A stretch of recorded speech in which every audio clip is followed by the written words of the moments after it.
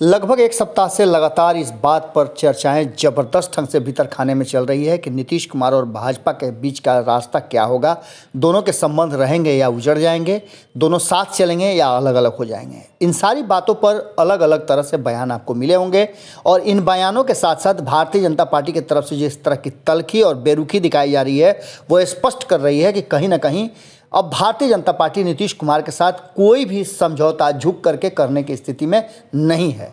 इन सारी बातों को लेकर के जहां एक तरफ ये बातें जदयू भी समझ गई है, वहीं अन्य दल भी इस बात को समझ गए हैं, चाहे वो जीतन राम मांझी हो या मुकेश सहनी हो, सभी एक सुर में बोल रहे हैं। वहीं भारतीय जनता पार्टी पूरी तरह से अब अड़ गई है कि उसे क्या करना है। इन सारी बातों को लेकर के जहां भारतीय जनता पार्टी का इंतजार कर रही थी जनता दल यूनाइटेड कि वो चीज़ों को समेट लेगी, संभाल लेगी और एक बार फिर से नीतीश कुमार के सामने समझौते का प्रस्ताव लेकर के आएगी, लेकिन भारतीय जनता पार्टी ने ऐसा कुछ भी नहीं किया और अंततः नीतीश कुमार को एक्शन में आना पड़ा।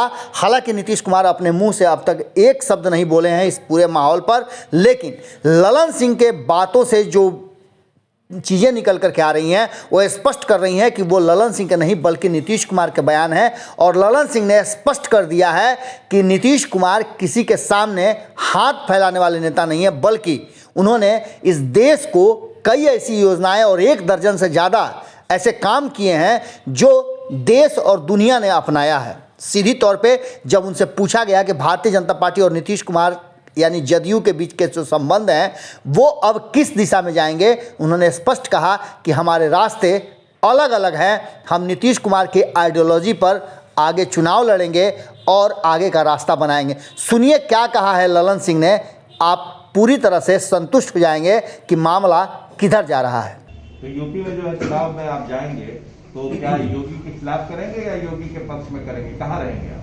हम अपना सकारात्मक, नीतीश कुमार जी ने बिहार में 17 साल के शासन में जो एक मॉडल स्थापित किया है उस मॉडल के आधार पर हम चुनाव में जाएंगे। और आज जो नीतीश कुमार जी ने स्थापित किया है मॉडल, वो पूरे देश में चर्चा का विषय है। जिस योजना को उठा लीजिए, एक योजना नहीं, हम 1 दर्जन योजनाओं का नाम ले सकते हैं। अभी कुछ दिन पहले हमने देखा अखबारों में ही कि आदरणीय प्रधानमंत्री जी ने भी कहा है कि बिहार के 90% गांव में आज नल जल की सुविधा उपलब्ध है। तो ये तो 2015 में हम लोगों ने शुरू किया। केंद्र की सरकार ने उसको 2019 के बजट भाषण में माननीय वित्त मंत्री ने उसको शामिल किया। बिजली के क्षेत्र में हम 15 में हर घर बिजली पहुंचाएंगे, ये काम शुरू किया। 2018 में हम लोगों ने खत्म कर दिया। आपके विधायक अगर जीतेंगे तो किसको समर्थन देंगे? हमारे जब विधायक जीतेंगे और जब चुनाव का परिणाम आएगा उसमें देखा जाएगा क्या परिस्थिति होता है।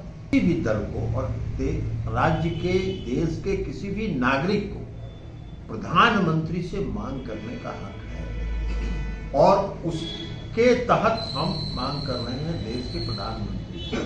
लेकिन आप पर तो भारतीय जनता पार्टी के हम प्रधान से तो मांग कर नहीं रहे। हाँ, उस समय उन्होंने सर्वसम्मत प्रस्ताव में समर्थन किया था। आज अगर उस प्रस्ताव से वो असहमत है, उनकी सहमति नहीं है, तो उनको कहना चाहिए कि हम इनकी मांग से सहमत नहीं है। जैसे हम राजनीतिक दल के रूप में मांग रहे हैं बिहार को विशेष राज्य का दर्जा, वो अगर सहमत नहीं है तो एक राजनीतिक दल के रूप में वो ये कहें कि हम विशेष राज्य के दर्जा की मांग से सहमत नहीं है। लेकिन वो तो अड़चन पैदा कर रहे हैं। नहीं, हम अड़चन पैदा करेंगे। जब बिहार विधानमंडल में सर्वसम्मत प्रस्ताव पास हुआ था तब भी किसी राज्य को विशेष राज्य का दर्जा नहीं दिया जा रहा था। तो ये तो सरकार को निर्णय लेना है, देश के आदरणीय प्रधानमंत्री जी को निर्णय लेना है। कौन निर्णय लेगा?